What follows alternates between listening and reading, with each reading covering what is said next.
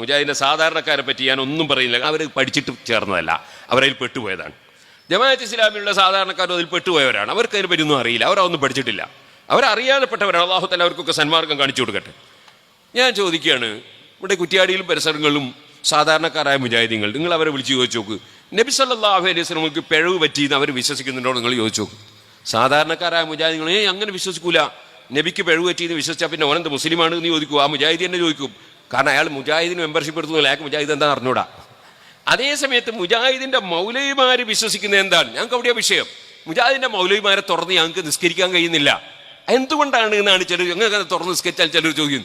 ഞങ്ങളെ നിസ്കാരം ഞങ്ങൾക്ക് സഹിയായി കിട്ടണ്ടേ, ഞങ്ങൾക്ക് ആഖിറത്തിലേക്കോ പറ്റിയ നിസ്കാരമാകണ്ടേ?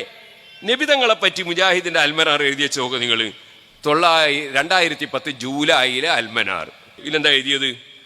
നബി സല്ലല്ലാഹു അലൈഹി വസല്ലമയുടെ ചില വീക്ഷണങ്ങളിലും നയങ്ങളിലും പിഴവുകൾ സംഭവിക്കുകയുണ്ടായിട്ടുണ്ട്. ആർക്ക് പിഴച്ചു? പേരോ അബ്ദുറഹ്മാൻ സഖാഫിക്ക് പിഴച്ചു എന്നല്ല പറഞ്ഞത്, അല്ലെ സുൽത്താൻ കാന്തപുരം ഉസ്താദിന് പിഴച്ചു എന്നല്ല പറഞ്ഞത്. നബി സല്ലല്ലാഹു അലൈഹി വസല്ലം തങ്ങൾക്ക് പിഴവ് പറ്റിയിട്ടുണ്ട്. ഇത് മുജാഹിദിന്റെ മുഖോത്തരമായ അൽമനാറല്ല പറയുന്നത്. നബി സല്ലല്ലാഹു അലൈഹി വസല്ലമയുടെ ചില വീക്ഷണങ്ങളിലും നയങ്ങളിലും പിഴവുകൾ സംഭവിക്കുകയുണ്ടായിട്ടുണ്ട്. അത്തരം സംഭവങ്ങൾ ആവർത്തിക്കാതിരിക്കാൻ അള്ളാഹു നബിയെ ആക്ഷേപിക്കുകയുണ്ടായി. അപ്പോൾ അള്ളാഹു തആല ഇസ്ലാം ദീന് പഠിപ്പിക്കാൻ വേണ്ടി ലോകത്ത് തെരഞ്ഞെടുത്ത ഒരാളെ പറഞ്ഞു വെച്ചിട്ട് പിഴവിങ്ങനെ പറ്റുന്ന ഒരാള്, എന്നിട്ട് പടച്ചോൻ ഇങ്ങനെ ഇടക്കിടക്ക് ആക്ഷേപിക്കുക. നിങ്ങളെന്താ പണിയെടുത്ത്, നിങ്ങളെന്താ ഇപ്പണിയെടുത്തു എന്ന് ചോദിക്കുക. നിങ്ങളൊന്ന് ആലോചിച്ച്, ഇങ്ങനെ ഒരു മുസ്ലിമിന് വിശ്വസിക്കാൻ പറ്റുമോ? വിശ്വസിച്ചാൽ മുസ്ലിം ആവുമോ? നബി സല്ലല്ലാഹു അലൈഹി വസല്ലം പിഴവ് പറ്റിയെന്ന് വിശ്വസിച്ചാൽ അവൻ യഥാർത്ഥ മുസ്ലിം ആവുമോ? ഖുർആനിൽ അല്ലാഹു പറയുന്നു, വന്നജ്മി ഇദാ ഹവാ മാ ദല്ല സാഹിബുക്കും വമാ ഗവാ. നബി തങ്ങൾക്ക് ഒരു പിഴവും പറ്റിയിട്ടില്ല എന്ന് ഖുർആൻ. അപ്പൊ നബി തങ്ങൾ പിഴവ് പറ്റിയ ആളാണെന്ന് വിശ്വസിക്കുന്നവരാണ് മൗലവിമാര്. ആ മൗലവിമാര് ഇമാമത്തുക്കും നമ്മളെങ്ങനെ നമ്മളെ ഈ നിസ്കാരം കൊണ്ടുപോയിട്ട് അതിനോട് കൊളുത്താൻ, എഞ്ചിന് കേടാൻ തോന്നിയ ബോഗി കൊളുത്താൻ പറ്റുമോ? എഞ്ചിന് ബോഗി കൊളുത്തണമെങ്കിൽ അത് എഞ്ചിന് റെഡിയാന്ന് വരണ്ടേ?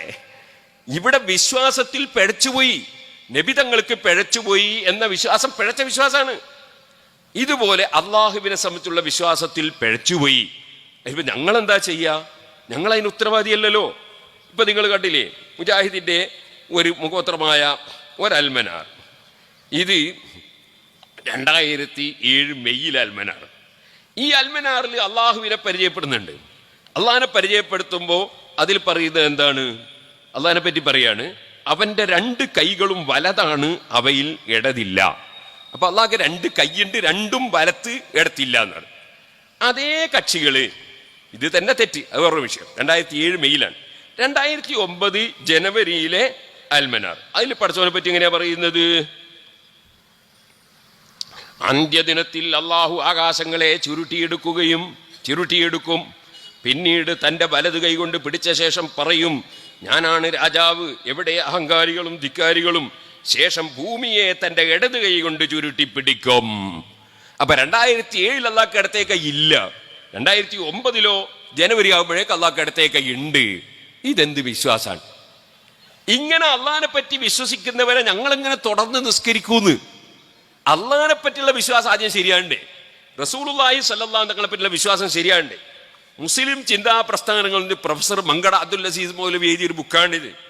ഈ പുസ്തകത്തില് അദ്ദേഹം എന്താണ് ഇതിന്റെ 101-ാമത്തെ പേജിൽ ഞെട്ടിക്കുന്ന സംഗതിയാണ് എഴുതിയത്. ചെറിയ സംഗതിയല്ല, ഞാൻ വായിച്ചു കേൾപ്പിച്ചു തരാം. അള്ളാഹിനെ പറ്റി എഴുതുകയാണ്, അവന് ശരീരവും അവയവങ്ങളും ഉണ്ടെന്നും അവൻ സിംഹാസനമുള്ളവനാണെന്നും വിശുദ്ധ ഖുർആൻ പ്രസ്താവിച്ചിട്ടുണ്ട്. ഖുർആൻ ഉണ്ട് പോലും അള്ളാഹ്ക്ക് ശരീരമുണ്ട്. ഞാൻ പറയട്ടെ, ബിസ്മി മുതൽക്ക് ഖുല്ലാസിന്റെ അവസാനത്തെ ആയത്ത് വരെ ഖുർആനിൽ എവിടെങ്കിലും ഒരു സ്ഥലത്ത് അള്ളാഹ്ക്ക് ശരീരമുണ്ട് എന്ന് കാണിച്ചു തന്നാലുണ്ടല്ലോ, പിന്നെ പേരോട് ഒരൊറ്റ സ്റ്റേജ് മേലും കയറൂല കേട്ടോ, ഒരു പ്രസംഗവും നടത്തൂല കേട്ടോ. അള്ളാഹ്ക്ക് ശരീരമുണ്ട് എന്ന് ഖുർആനിൽ കാണിച്ചു തരാം. ഖുർആന്റെ പേരിൽ പച്ചക്കള്ളം എഴുതിയിട്ട് സാധാരണക്കാരെ പിഴപ്പിക്കുകയാണ്, ആളുകൾ ഈമാൻ നശിപ്പിക്കുകയാണ്. ഈ മൗലവിമാരെ തുടർന്ന് നമ്മൾ നിസ്കരിക്കാതിരിക്കുമ്പോ ചിലർക്ക് തോന്നും, ഇതെന്താ ഇവർ തുറന്നു കരിക്കാത്തത്, ഞങ്ങളെങ്ങനെ തുറന്നു കരിക്കുക? ഇത് ഇങ്ങനത്തെ വിശ്വാസമായ ഞങ്ങൾ തുറന്ന് നിസ്കരിക്കാൻ പറ്റുമോ? അപ്പോ അതിന് തുടർന്ന് നിസ്കരിക്കാത്തവരല്ല ഉത്തരവാദികൾ, മറിച്ച് പിഴച്ച ആശയങ്ങൾ പഠിപ്പിക്കുകയും എഴുതുകയും ചെയ്തവരാണ് ഉത്തരവാദികൾ. ഇനി ജമാഅത്ത് ഇസ്ലാമിയുടെ ചോദ്യോത്തരങ്ങൾ എന്ന പുസ്തകം എൻ്റെ അടുത്തുണ്ട്. അതിൽ പറഞ്ഞ മൂസാ നബി മഹാകുറ്റം പ്രവർത്തിച്ചിരുന്നു എന്നാണ്. അങ്ങനെ ഒരു മഹാകുറ്റം പ്രവർത്തിക്കുന്ന ആളെ അള്ളാഹ് റസൂലാക്കി പറഞ്ഞേക്കോ? പിന്നെ എങ്ങനെ ഇവിടെ കുറ്റവും തെറ്റും ശരിയൊക്കെ എങ്ങനെ ആരാ പിന്നെ പറഞ്ഞു കൊടുക്കുക? അപ്പൊ മൗദൂദി പറഞ്ഞതാണത്. ഇങ്ങനെ പിഴച്ച വിശ്വാസങ്ങൾ ഉള്ളത് കൊണ്ട് ചിലപ്പോ നമ്മളെ ആളുകൾ മുജാഹിദിന്റെ മൗലവിമാരെ തുറന്ന് നിസ്കരിക്കൂല. കാരണം പിഴച്ച വിശ്വാസമുള്ളവരെ തുറന്ന് നിസ്കരിച്ചാൽ നമ്മളെ നിസ്കാരം പോയി പോവും, നമ്മളെ ഈമാനും പോയി പോവും. അതുകൊണ്ട് തുറന്ന് നിസ്കരിക്കൂല. അതൊരു വിരോധമാണെന്നോ ശത്രുതയാണെന്നോ അത് പ്രകോപനമാണെന്നൊന്നും ആരും തെറ്റിദ്ധരിക്കരുത്.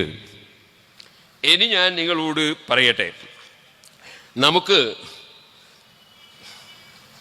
ഇതൊക്കെ പറയാനിപ്പോൾ സമയം ഇല്ല, മഗ്‌രിബിന് നമ്മളെ പരിപാടി നിർത്തണമല്ലോ.